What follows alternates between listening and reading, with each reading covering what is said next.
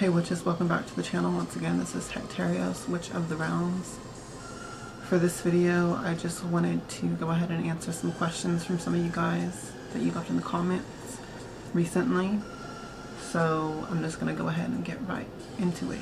The first question was from Sam. I've been having a rough time. I've had 4 of my loved ones pass in a few months. I've had the idea that they are now spiritual allies. How do I connect with them? I dreamed of some last night.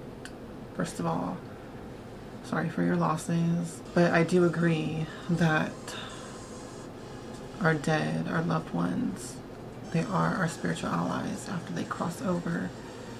They do very much still care about us as well. They still love us and they still check on us from time to time. Some of them, I feel, do become more permanent spiritual allies, but some of them I feel do move on to something else beyond this life, and I feel like they've just found peace and they've moved on to something else. I feel like they don't stick around here, some of them, and I feel like some of them, when they do that, some of them do still check on us from time to time, but most of the time they're moved on to whatever comes next. But some do stick around, some do become more permanent spiritual allies and guides and protectors and helpers and all of that throughout our life. You know, I can't tell you what's going to happen with your loved ones. It could be either of those situations. But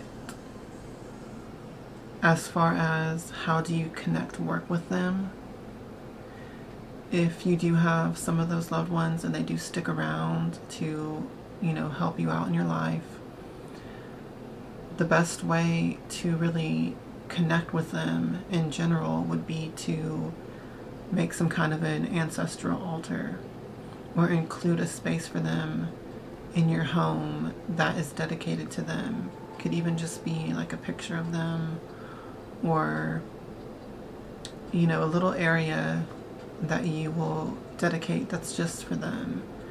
And it is best to have like a photo of them or an item that they owned.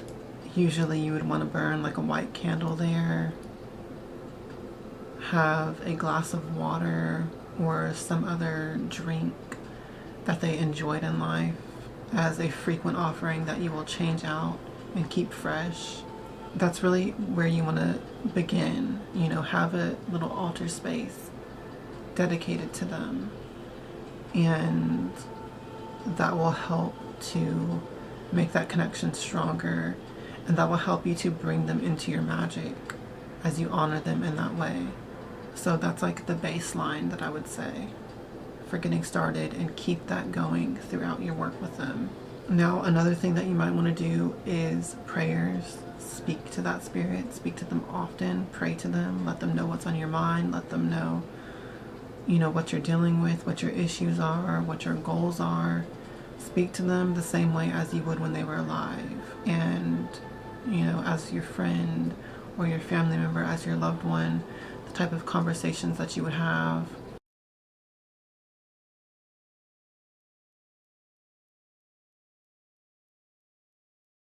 Continue that sort of energy and that flow of open communication.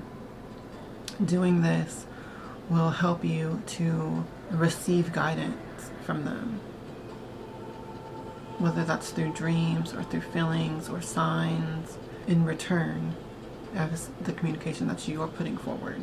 So those are some ways that you can really help facilitate that connection and communication with your deceased loved ones.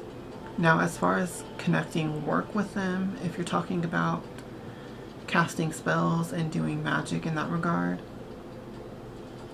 then it's best to either do that spell work on the altar that you have created for them, or ask them for help in prayer. And those are really, you know, the main ways to do this. It's really that simple. You might want to invest a little bit in some sort of necromancy oil to use with your candles on your ancestral altar. And other than that, yeah, just do a little bit of research into necromantic magic and necromancy and see if there's anything that you can find in that will help you with this type of work in general as well. So that's basically all I have to say on that. Hopefully that helps you, Sam. And the other question I wanted to address, this comes from Faith. I've been wanting to include a few bones on my altar for ancestors and the dead. I've also felt a pull towards throwing bones for Oracle, but I've heard a few mixed things. Could you possibly do a video on this? Brightest blessings and Hell Hecate. I can speak on including bones on your altar. That is going to, of course, be up to you as far as like, you know, what kind of bones you're using and all of that, what kind of bones you have on hand to use. I use bones a lot in my work. I have bones on my altar right now, and I always, you know, have some sort of bone thing going on with my magic and my altar space. It really just depends on what you're feeling. What bones are you connecting with? What do you feel energetically from them? What do you feel would be the best bones to use on your altar at what times? There's really no like right or wrong way to do it other than what feels right to you and what you're okay with.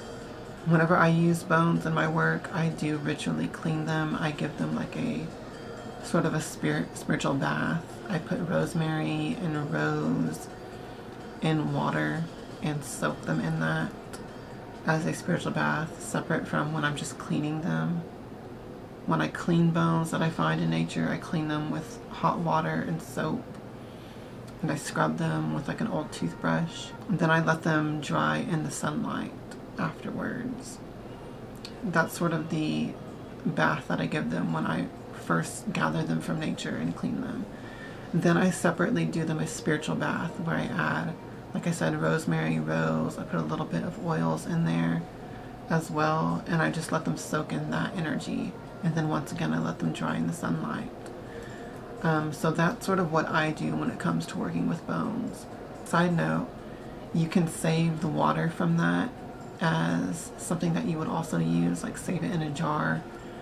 The water that you use from cleansing them after gathering from nature, it's like dirty and nasty. I sort of use that water for like curse work and darker magics.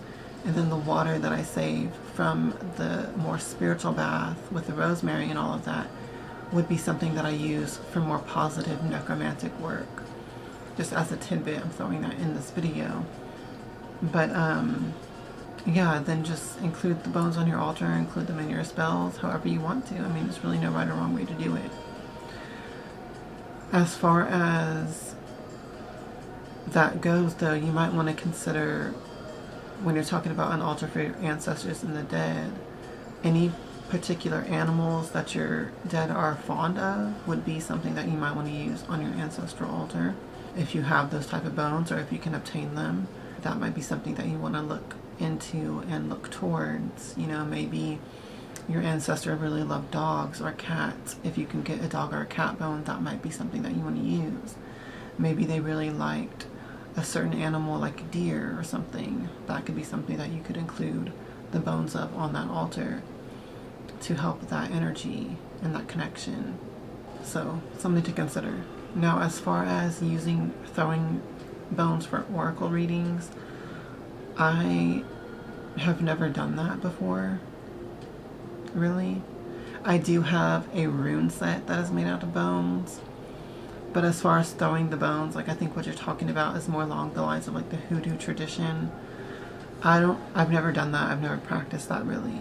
So I can't really speak on that or give any advice. I really wouldn't know the first thing about doing that. So I can't really speak on that, unfortunately. There was a period of time several years ago where I was kind of interested in that and was thinking about doing it. And I did come across some other YouTube channels and YouTube videos talking about that. So maybe you just want to do like a quick search through YouTube, you might find what you're looking for somewhere else. But unfortunately, I can't speak on that because I don't practice it and I've never done it. And I never moved forward with doing it at that time that I was considering it. So, but hopefully you found my other answers helpful when it comes to the ancestral work and using bones. And maybe that is something that would be helpful when you're making your own bone oracle. Try to use bones from animals that you're fond of. So maybe that's all I can say on that. Maybe that will help you connect better when you're doing your bone readings. But that's really all I have on that. Hopefully that does help in some way though. And I hope that I was able to answer you guys' questions. If anyone else who's watching this, if you have any questions for me, go ahead and leave that in the comments below in this video, and I'll try to get to that when I can. And hopefully this video is just helpful to anyone who came across it. Who knows? But that's going to be all. Until next time, as always, Hail Hecate, hail to the witches, and blessed be.